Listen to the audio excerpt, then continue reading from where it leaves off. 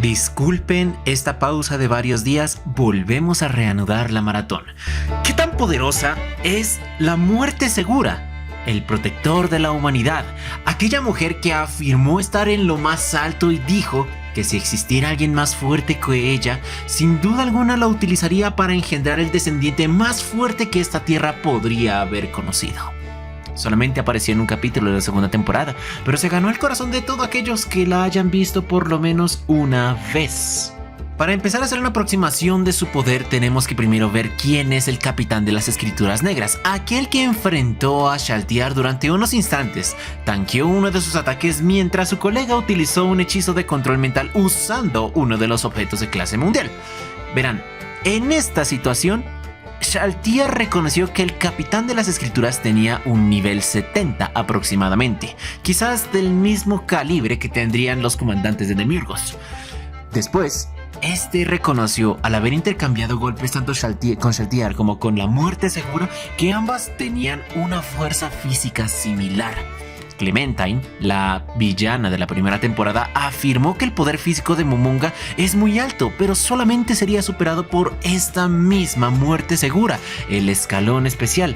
Curiosamente, esta misma personaje no se le tiene mucha información pública para las demás personas.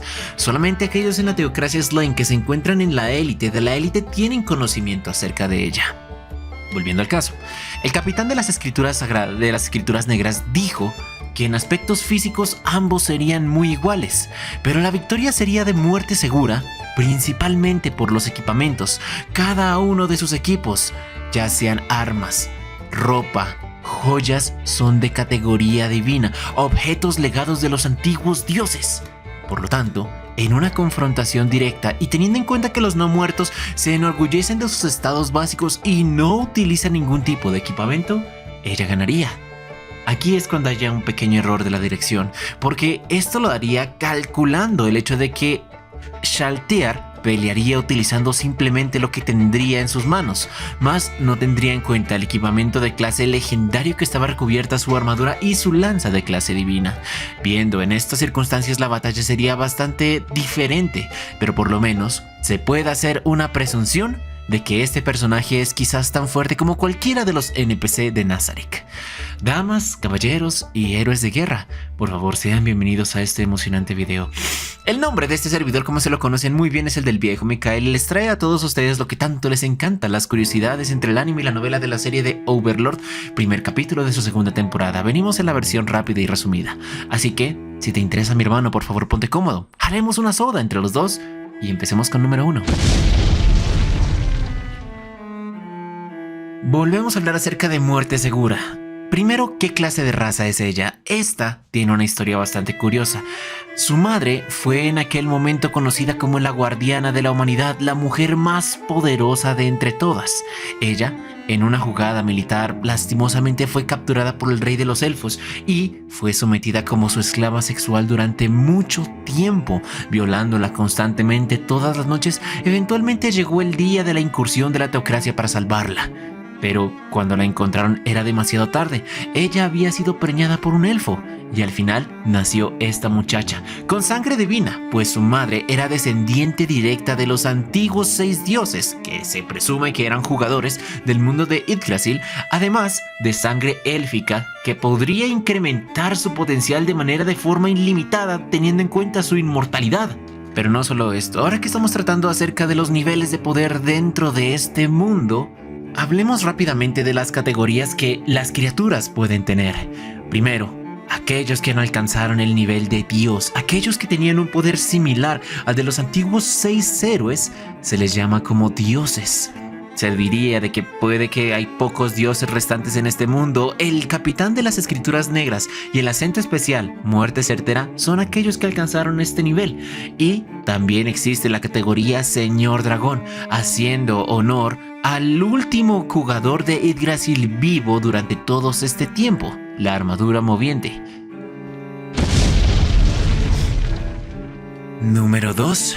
Hablemos un momento y rápidamente acerca de los papeles que tienen que cumplir los capitanes de las escrituras negras.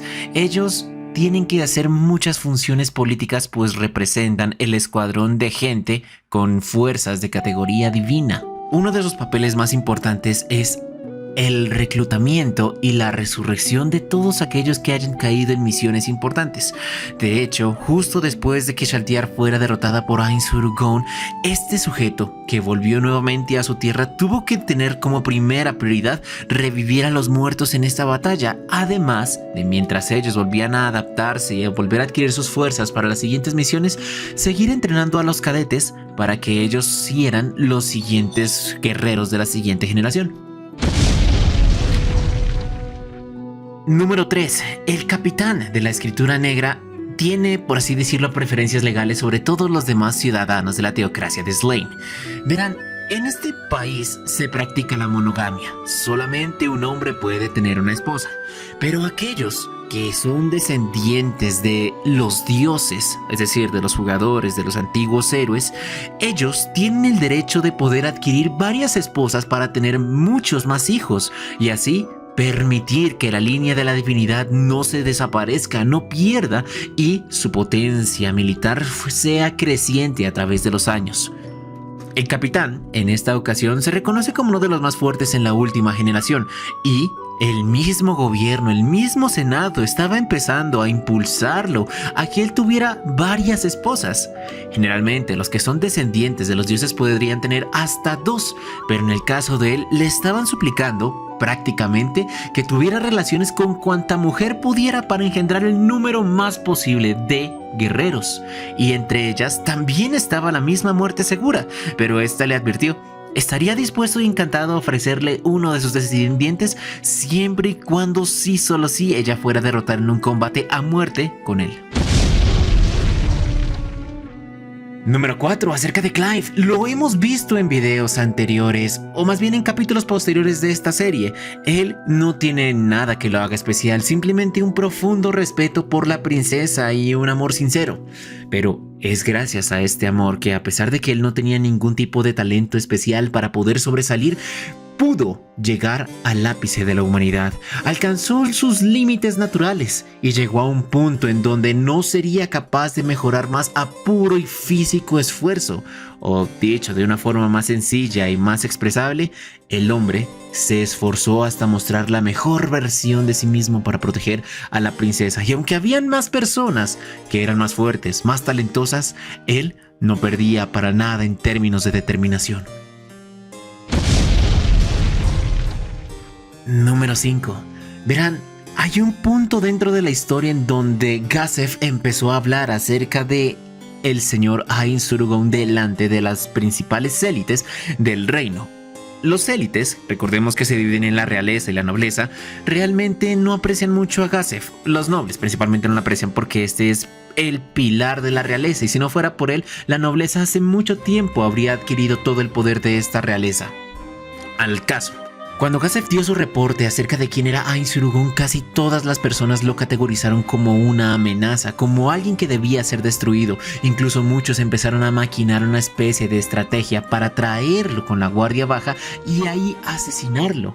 Pero al dar esta propuesta tan descarada, tanto Gazef como el rey se enfurecieron bastante por el hecho de que los principales dirigentes de este país decidieran castigar a un hombre que decidió salvar al pueblo simplemente porque podría representar una amenaza sin siquiera haber tenido la oportunidad de mediar una palabra con él.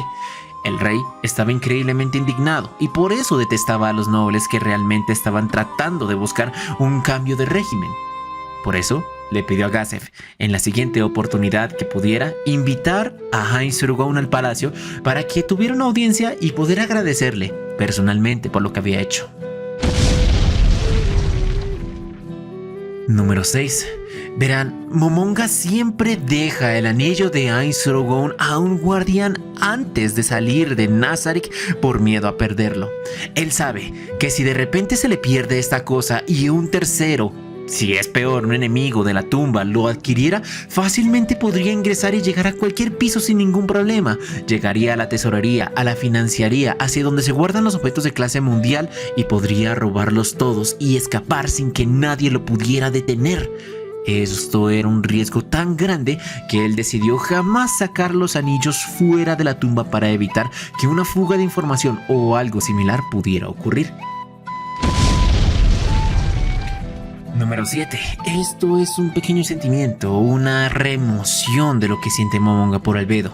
Debido a su cuerpo de no muerto, él no siente impulsos ni deseos sexuales. Esta curiosidad la ha dicho tantas veces que seguro ustedes ya se la saben.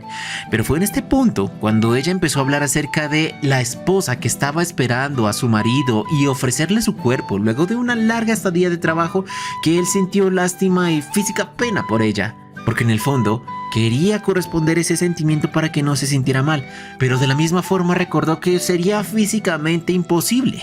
Él sabía que biológicamente no tendría ninguna manera para poder corresponderle ese cariño. No tenía labios para besarla, no tenía falo para penetrarla. Por lo tanto, al no poder corresponder de ninguna manera, solo podría ofrecerle un amor platónico.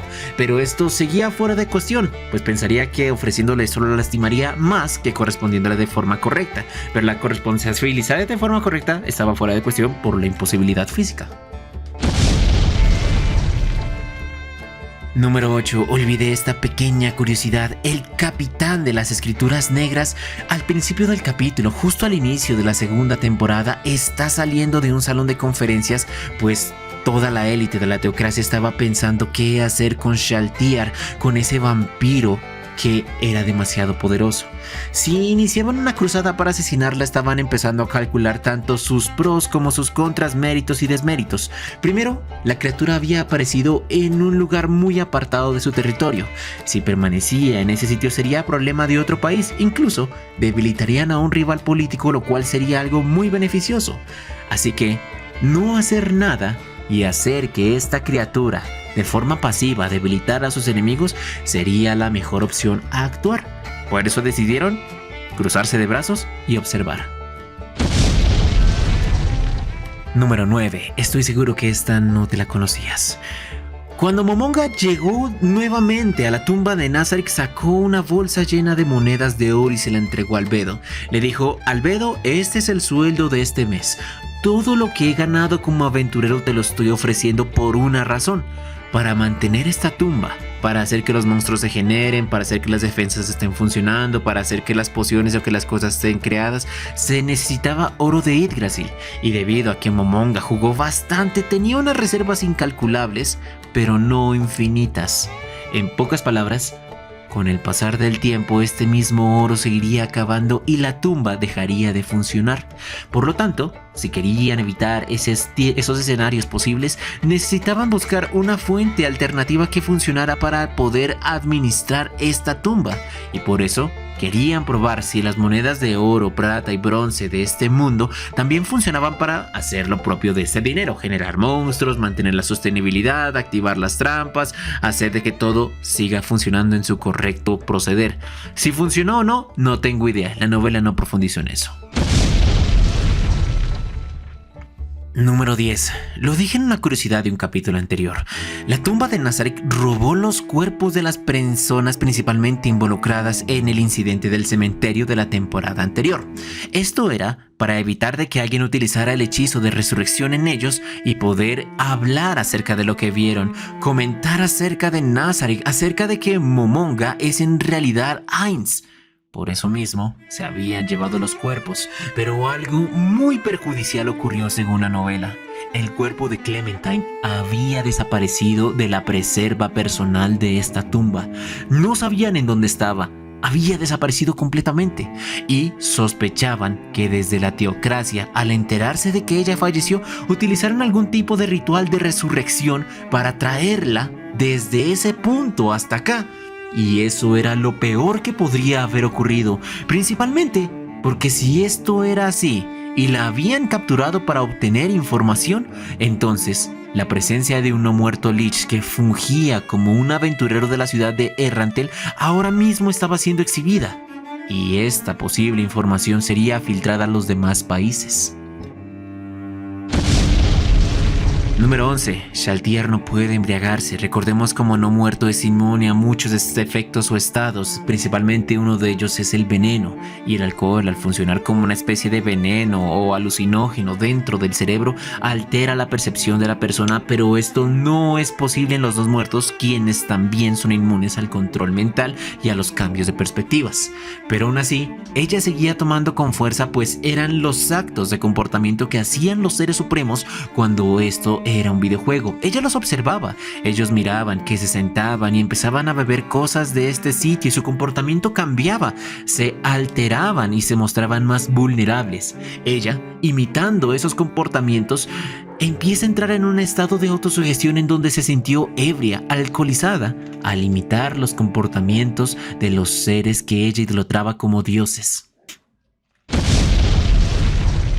Número 12. Pero de la misma forma como ella empezaba a comportarse como una borracha, la cual exigía más y más alcohol, el jefe de este bar, la persona encargada de administrarlo y que personalmente desde la partida de los seres supremos no ha tenido mucho trabajo que digamos, empezó a despreciar a la única clienta que había tenido en bastante tiempo, principalmente por este tipo de actos, este tipo de quejas, este tipo de daños. Ella empezaba a mover sus manos de un lado a otro, botando mesas, botando copas, y él decía que si esto seguía así, él iba a poner un derecho de reserva para evitar que las mujeres entraran a tomar solamente por Shaltier, o en el peor de los casos, solamente prohibirle la entrada a ella.